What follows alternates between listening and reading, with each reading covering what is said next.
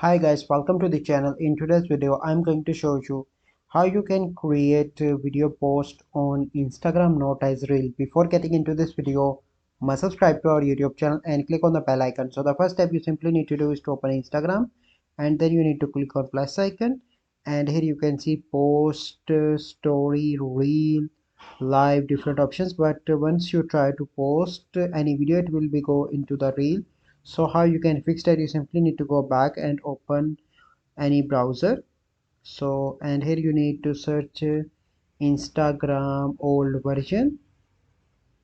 Okay, so you need to download Instagram old version from Google like this. You can download any version that is older. So here you can find older version of Instagram. You need to download any one of these and here you can try to post video as normal post, not as reel. I hope you find this video helpful. If you find this video helpful, must like this video, subscribe to our YouTube channel for future videos. We'll see you in the next video. Thank you. Have a good day.